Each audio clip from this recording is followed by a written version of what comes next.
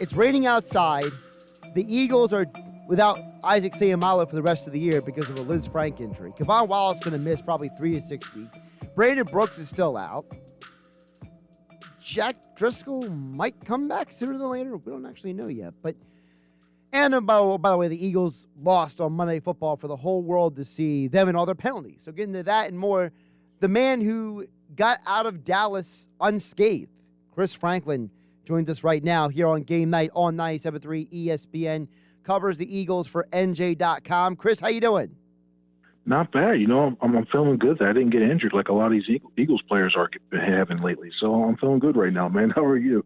I'm doing well because, like you said, we didn't get injured, but apparently the injury bug is still a problem with the Eagles. So I wanted to start there with you.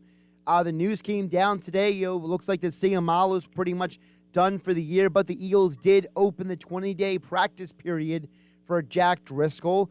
Kevon Wallace has been put on the reserve injured list. So it seems like, in a year there was a lot of hope and promise coming in. It seems like this is a low point, and it's early on in the season. It's almost like Groundhog Day. We feel like we're looking at 2020 all over again, especially when it comes to the injuries along the offensive line. I mean, Seumalo, say what you will about him, about his availability lately in the last few seasons, but he's been a very, very integral part of that offensive line. He's been credited for helping left tackle Jordan Mailata with his development. I mean, Jason Kelce was very, very emotional last night during the postgame when it looked like that they were headed down this road where Seumalo wasn't going to be there. So he wasn't one of the top 2 people on that line, but he played a very, very important role, and I think the Eagles are going to have to find a way to make up for that, whether it be Nate Herbig, whether it be moving Landon Dickerson over, but that's a big loss. And then Kevon Wallace, that they were already thin at the safety position with Rodney McLeod, and you're looking at possibly, you got Marcus Epps still back there. I mean, he's more of a free safety than a box type safety. So they have a lot of things to look forward to coming up this next week. With all these injuries, is it fair to say that, was there is some of this just it happens, or could some of this been avoided? Like, some of the things the Eagle fans want to know is, should the Eagles be bringing in guys who have injury histories? Are they signing guys and taking unnecessary risks? What is your perspective on the question the Eagle fans have asked about that? Well, I think a lot of it's going to be, I think it's twofold. I think some people wanted to see them practice more, and I'm from the school of that. I think you have to practice a little bit more, not only just to get chemistry, but to build your body up a little bit to get used to it. If you want to find a silver lining, you don't see as many soft tissue injuries as you had last year as you had the last previous seasons coming out of training camp, stuff like that. You don't see as many of that. I think when you look at, it's tough when you come to the medical part and you're looking at guys coming out of their draft histories and you look at see if there's like the red flags or the red cross X's that are next to their names, stuff like that. I think that's, I question a little bit whether some of these signings, like in the past, like signing a lot of smaller players at certain positions, such as a linebacker, and having a smaller, say, offensive lineman, I worry a little bit about that as opposed to some things. The Dickerson one, I still had a little questions about, given his injury history with how many he had. And I know guys have a lot of talent, and I know guys have shown stuff, but it doesn't matter if they can't make their way on the field. So I think it's a little bit of his bad luck, especially like a Liz Frank injury like that for. You don't foresee that like happening out of anywhere, and you don't see injuries happening anywhere. But something like an injury like that, I think is a little rougher to foretell. But some of the stuff I think is an organizational thing, and try and take risks, and I think it might be biting them. Let's get to what happened on the field last night. I mean, honestly, for somebody watching nationally, it was a very embarrassing look for the Eagles, especially considering the fact, Chris, that you have a head coach, Nick Sirianni. What was his preaching? He was preaching fundamentals, football IQ, accountability, compete, connect. They put on a T-shirt, for goodness sake, right? And last night, they had more penalties. They now have 35 on the year. They lead the NFL in penalties per game. How do we reconcile Nick Sirianni, the offseason guy, with Nick Sirianni, the in-season guy right now? I think he's learning on the go as well too. He's still a very young coach. He's still trying to get the lay of the land, and at first it sounds really good when you go in there and say, "Hey, you know what? We're going to go out there and we're going to make sure be very detail oriented. And then when the bullets fly, you have a lot of players who, I won't call it out or not, Derek Barnett, who seem to continue to create penalties that undisciplined penalties. You start to wonder. You can talk a good game, but back it up. But I think it's come to a point now where if I was Sirianni, I'd seriously think about potentially, sitting some of these guys or taking them off the field to come to play. If you're a defensive end, defensive lineman, you're not looking at the ball and you're just going off of cadence. You can jump off sides. You may have to come out and sit out of play at least to really truly hammer some of the stuff home. It's a shame you're at that point now because these guys are professionals. You shouldn't have to resort to stuff you see in college when it comes to stuff like that. And you don't want to take away aggressiveness, but it doesn't matter if the aggressiveness is costing you yards and keeping your defense on the field. There's an old saying, Chris, if it's not broken, don't fix it. Well, it seems like Sirianni is going the opposite direction. Whatever was working in week one, he's gotten away from it. You mentioned he's learning on the job, but at what point does learning on the job actually include learning from the mistakes that were made? Because this is 2 straight weeks. The offense has had some very questionable play calling. Yeah, I think he when he came to the red zone, I question, especially last week more than this week. I really questioned some of the stuff on there. This week, it just looked like there's a lot of stuff execution wise wasn't there because last week. I still understand why they ran the Philly special on 4th down. It was a play that they didn't need to call. You could just run a straight dive and it would have been good. This week there were routes that were opening down the field. So a couple of times there were routes there. They just couldn't execute and couldn't hit them. And I think that was more of an execution thing.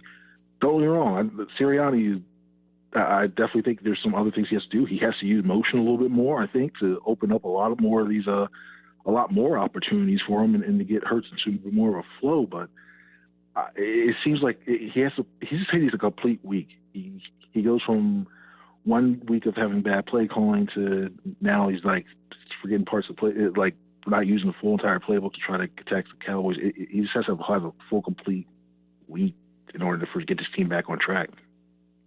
Chris Franklin joining us here on Game Night on 97.3 ESPN at C Franklin News.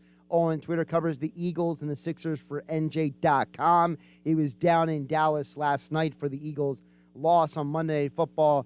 Chris, you mentioned the offense and what's going on in the field. There's a lot of people who are starting to question Jalen Hurts now. You know how the city is. You know how the fan base is. They as soon as you do something that they look at you sideways about, they start wondering, does he have the it factor? Is he really the franchise quarterback? And, there's only so many times I can personally remind people how bad Donovan McNabb and Peyton Manning looked in their rookie seasons until people just give me the side eye. So, what can we tell people about Jalen Hurts to maybe get them off the ledge?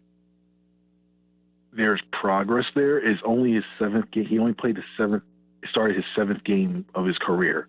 It's still early on. If this was a guy who was in his 3rd season making some of the mistakes he made last night, then red flags are going up, and then you're starting to wonder, okay, do you start using some of those assets to look to trade up to get a quarterback next season? But it's only his 7th start. There's still a lot of things he's doing that I think is good, that are good.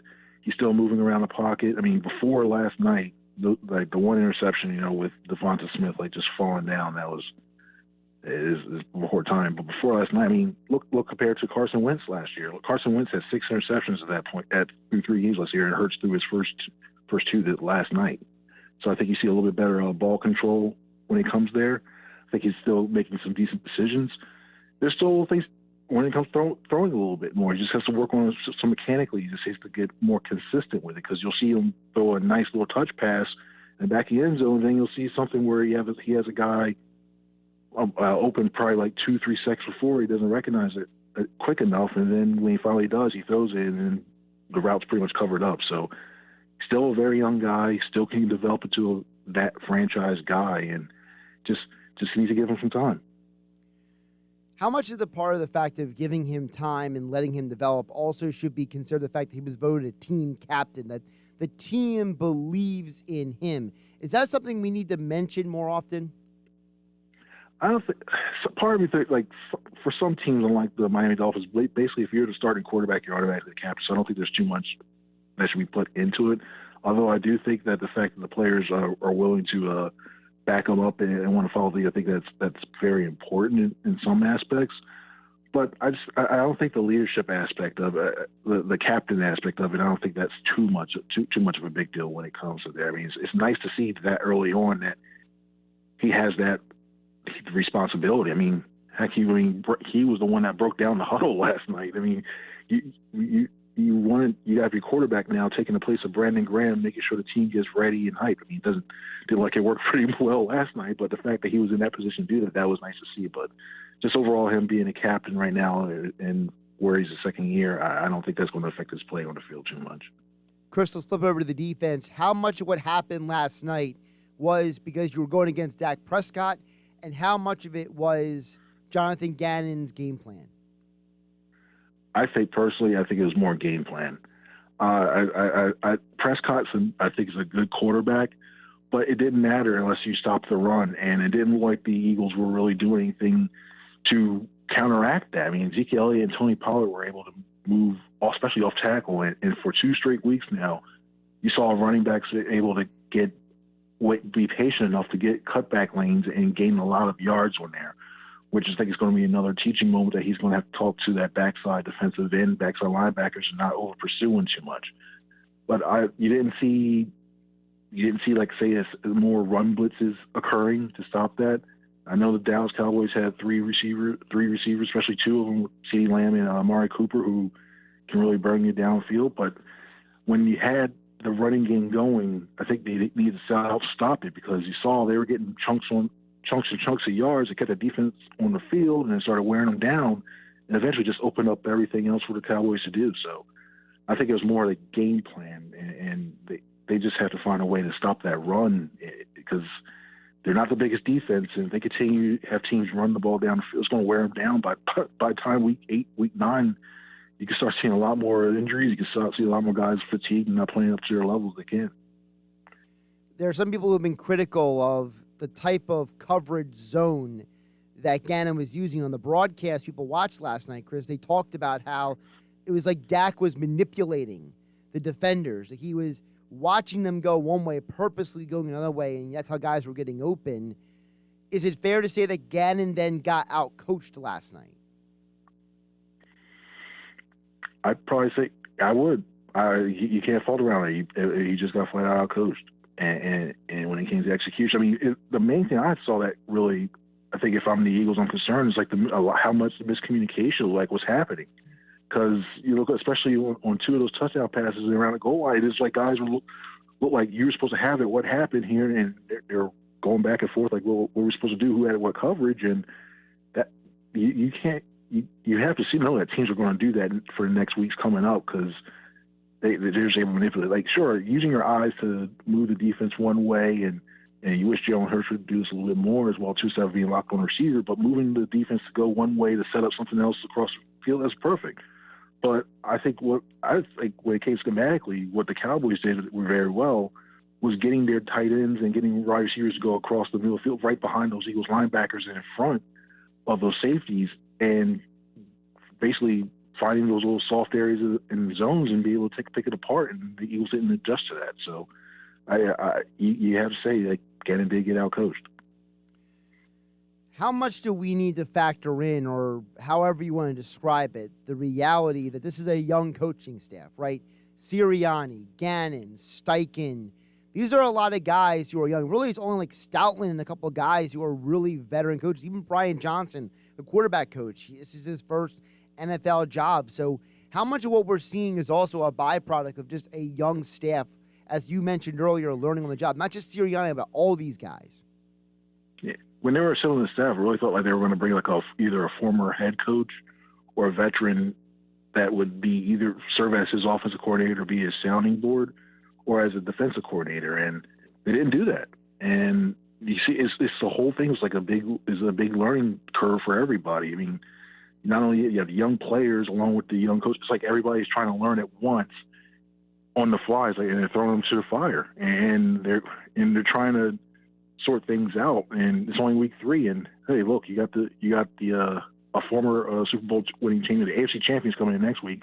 And a couple weeks from now, you got Super Bowl champions, and they all know what they're doing and clicking. And meanwhile, you're still trying to figure out what type of team you are, how do you go about things? How do you make adjustments for your first time? It's a tough thing to do. And looking back, I mean, Shane Steichen, I think, is a really good offensive. He can be a good offensive coordinator, good designer, and everything else. Would you like to have seen him bring a veteran guy in? Probably would, just to be that guy. I mean, I know they had brought Jim Bob Cooter in as an assistant to help him out with some game plan stuff and some play design and research stuff. But even then, even though he's been offensive coordinator in the past, he's not really truly a veteran guy. I mean, I think, and Marty Morton, a guy like Marty Morton, let's not say him specifically, but a guy like him to come in here and be like the bedrock to say, hey, maybe you shouldn't call this here, or I've been in this situation before. Maybe you want to look at these players, or have this how you do it in the locker room. A guy like that would have been great, I think. But this is what the team wants to roll. They want to be a young team. They want to have this core grow together with the coaching staff, and then hopefully 3 or 4 years down the line, they have some success together because they're so familiar with each other. But you can start. I think you'll start to see a little some growing pains from the future. One more, Chris, before I let you go. Always appreciate you jumping on. You mentioned the upcoming schedule: home against the Chiefs, at Carolina, back home Thursday, short week against the Bucs, and then to Vegas, to Detroit, and back home against the Chargers. Is this potentially a situation where it gets worse before it gets better for the Eagles? Yeah, I thought that going into the season. I thought that whoever made the schedule, I wonder if they're like, okay, yeah, we want to make it a little rough here, but then make intrigue into the division later on in the season. But the only wins I like looking on the schedule. Only wins I could potentially see of those teams are maybe the Panthers, given that it's Darnold. I'm still not sold completely on the Carolina Panthers. The Lions for sure, and then from there, so it's question marks. I don't think they're beating the Chiefs. The Chiefs are going to be desperate, coming here and coming off 2 losses of their own. Tampa Bay is just the monster in itself and could potentially repeat as a conference champion. It's going to be a lot rough. I had them having 7 wins going into the season, and with a lot of their wins coming on the back end, and it looks like it's kind of shaping out that way right now. Chris, when does the next edition of the No Huddle Pod drop with you and Mike K? Oh, yeah, it's going to be sometime probably Thursday morning, probably Friday most likely on that one too. But it's always fun talking football. We go in depth, and it's a lot of fun. We goof around with each other a lot. Mike will say something, I will say something that sometimes we'll like, ooh, maybe we shouldn't take back. But yeah, it's cool. It's a lot of fun doing it. No, it is definitely a fun pod. The No Huddle Show is the podcast. Mike K, Chris Franklin from NJ.com are on there. Give Chris a follow on Twitter at @CFranklinNews for all your Eagles and Sixers coverage over at NJ.com, as Chris has the dubious task right now of covering the 2 biggest drama sessions in Philadelphia right now, the Sixers and the Eagles. Chris, always appreciate you jumping on. Appreciate the insights, and maybe take a night to kind of decompress before you dive back into everything. Okay. I think so, man. I need 2 hours sleep. I need to rest. All right, go get some sleep, my man. Hey, this is all worth it. Thanks, Josh. Appreciate it, man.